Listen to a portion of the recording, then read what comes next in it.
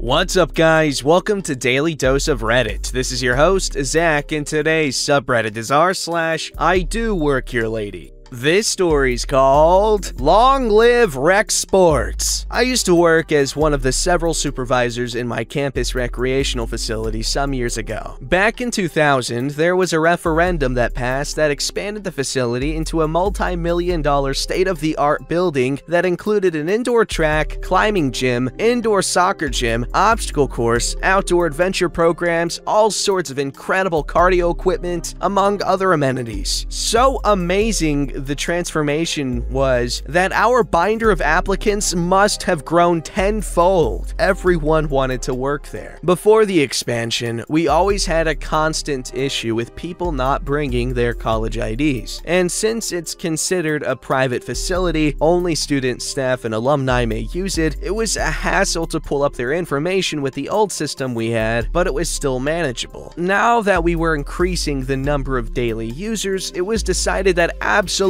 no one would be allowed to enter the facility without a valid college ID. Everyone hated our stringent policy. From one side, you finally psych up enough to go and work out, only to be turned away if you forgot your ID. And from our staff side, they hated the confrontation. Anyhow, the hiring manager hired and exchanged students, and they were being trained on this very process, checking IDs, scanning them, and reinforcing our policies. She was finally comfortable enough to be left alone at the check-in station, and the supervisor left to do other things. She did good for the first couple of hours, but before her shift ended, we had a surprise visit. The girl stopped this group of older folks and a handful of students that didn't have IDs but wanted to come in. An older lady identified herself with her name only and explained that she only wanted to give everyone a tour of the new facility, to which the girl showed sympathy but still responded no. So the older lady sent one of the students back to the parking lot to retrieve her purse from the car. After about 10 minutes, the student finally got back, and the older lady finally pulled out her ID. It was the president of the university that was bringing members of the board and high donors to tour the place. This happened just as the director of our department, who is not involved in the hiring process at all, so the girl didn't know who he was, noticed the president in the foyer and asked the poor exchange girl to let them all pass. But she stuck adamant to the policy. The director always had a short temper and was visibly starting to get angry. It was sheer luck that the training supervisor was circling back and witnessed all this and asked the girl to please let everyone in. The president thought this was amusing and even thought it was admirable. Ever since this experience, the policy was changed to be more lax. Honestly,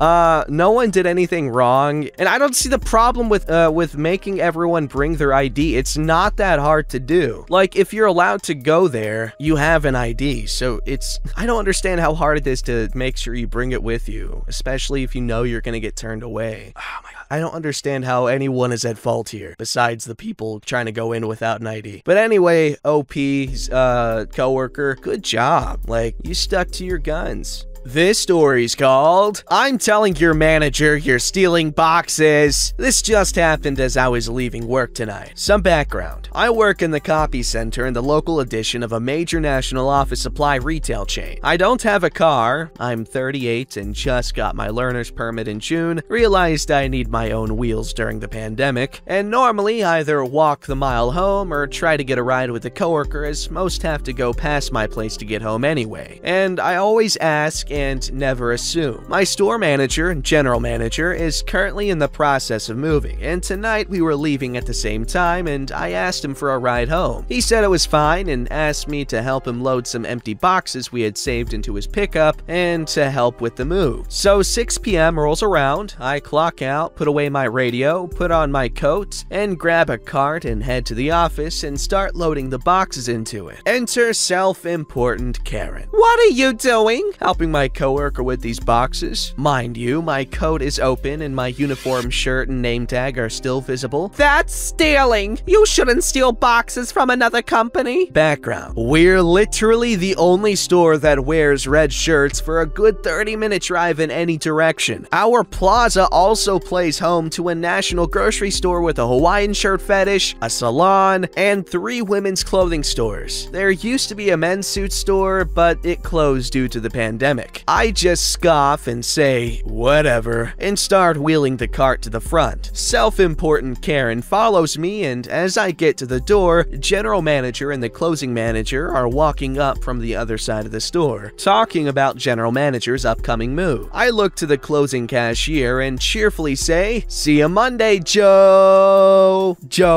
I start out the door and self-important Karen grabs me and starts screaming about me stealing from the store. I immediately look at her and snarl, "You have 5 seconds to get your hands off of me before I call the police." Then she slaps me. Unbeknownst to everyone except the coworker who is closing my department, the town's chief of police was in the store to pick up his Christmas cards that he had ordered. When he heard her screeching, he turned to see the commotion. He saw the slap. So did my general manager, the other manager, the cashier, 3 other customers, and the store security cameras. 10 minutes later, self-important Karen is sitting on the curb in front of the store, screaming like a possessed banshee on meth with a new pair of bracelets. There's 2 town police cars and a state police cruiser with their lights flashing in the parking lot. The heroin the chief found in her purse is on the hood of his car. I heard the words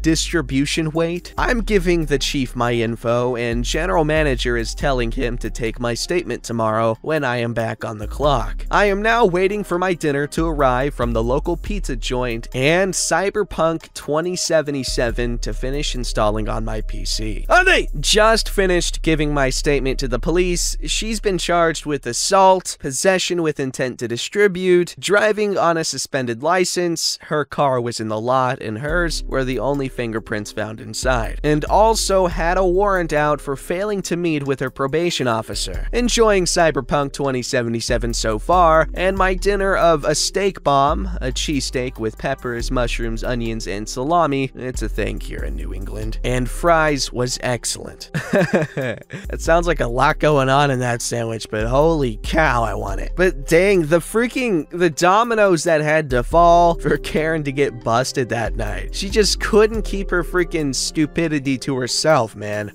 And I'm not just talking about her heroin. Cyberpunk 2077. I had it pre-ordered when I was getting a PS5, and then horrible tragedy struck, and I'm not getting Cyberpunk 2077 on the PS5 that I don't have. But I heard it's not that great. But I don't care. I'm gonna get it anyway as soon as I get a PS5. Woo! Alright, this story's called You Want to Be Arrested Now, or Should I Wait You Notice the Error Here? Hello, so this happened yesterday, and it was fun to write a story here. Yep, this is the guy of the free fries of IDoWorkHereLady. So, for this time, it's the opposite, and this is a fun/painful story. Context. My job is a no-stop shop. Even with the Brovid thing, we have to go and make our 40 hours to have the payment, or to get paid. And yesterday, I was on my daily shift when I met the Kevin. Now, I don't know if Kevin is a male Karen, but I saw somewhere that Kevin is an idiot like a Karen. And when I was a little teen, I suffered bullying from a guy named Kevin. And this is personal. I was on my shift as normal when Kevin entered the room. He was a small guy with a beer belly, or so-called barriga. G sometimes doesn't make a sound, or usually doesn't make a sound in Spanish, I think. So, barriga de cerveja. Barriga de cerveja is a belly who is fat like a ball, but not so fat. And the rage of a god. He started to yell, I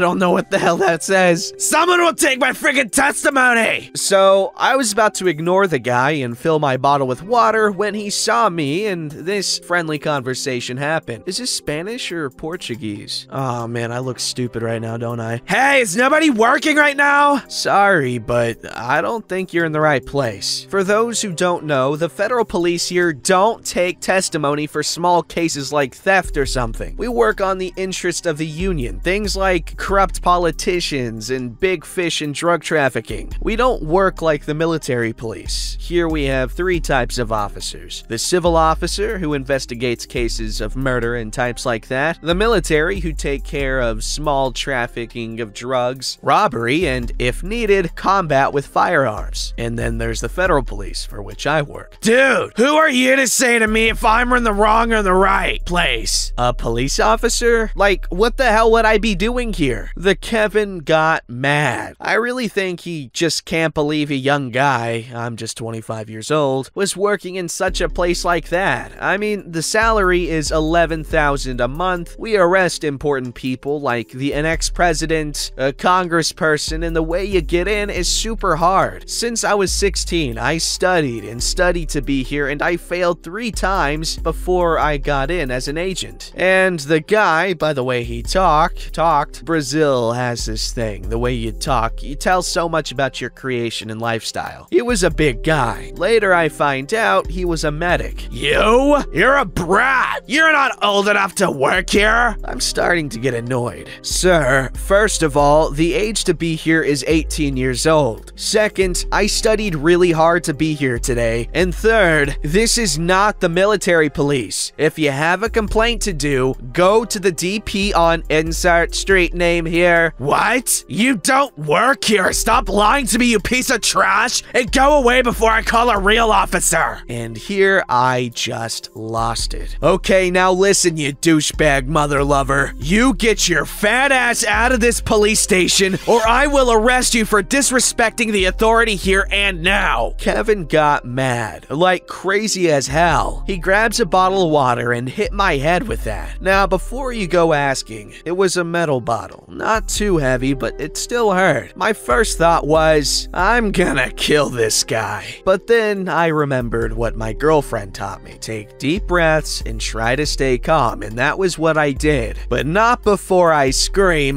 what the hell? Really loud. That takes a couple of guys off the reunion they were making to see what was going on. Then, still with my hand on my head, I look at the guy and say, do you want to be arrested now, or should I wait until you notice the error here? To be fair, the real thing was Portuguese, Portuguese, Portuguese, Portuguese, Portuguese, censored Portuguese, Portuguese, Portuguese, Portuguese, censored Portuguese, Portuguese, and that translates to, want to be arrested now, or should I wait for your crap for brains to notice how fricked you are? Or I should say, how screwed you are. Then one of the guys takes him by his hands and just yeets that guy to the ground. It was so fast, I heard the loud slap of his belly hitting the floor. He started screaming how I was faking being a cop and how I should be arrested for it. Then, when one of them confirmed I was an officer, he turned pale and started to complain about that. Well, I'm okay. The bottle was hard, but still now gave me a cushion. But I still have a rooster. Nothing of free fries this time. I'm assuming that's a reference to the last post. And now I was talking to my girlfriend. She loved all the comments of the previous post, and she says, thank you folks for making her laugh with some of the things there. And she asked me, why didn't you just pull out your badge? And God, I'm an idiot for not doing that before, but you didn't do it at all, so doing that. I laugh now, but still hurt a little when I laugh. But yeah, I'm a moron when angry. Everyone's a moron when they're angry. It's pretty common, so don't worry too much. However, you are in a position of authority, so that definitely should be something you work on, because, you know, you wouldn't want to abuse that authority and in turn abuse others. Alright, this story's called Karen Tells Me I'm Not the Person She Hired. This happened a few years back when I was 13. I was the only babysitter in my town that had taken the course to be a licensed babysitter. It's basic first aid, and so naturally I get the most customers. One day I was hired by the husband of the Karen. Let's call him Karen's husband. So when I came to their house, I could instantly feel the tension. Apparently Karen's husband showed my photo to Karen. And it was an older one. I was 10 in the photo, so of course I looked different. Anyway, she started screaming at me for being a fraud. Keep in mind, I'm only 13, and demanded I show her the text between her husband and I, so I happily go along with it. I didn't like fighting, and still don't. When she saw it, then she thought I was her husband's mistress, apparently. He has been cheating, but I mean, who wouldn't?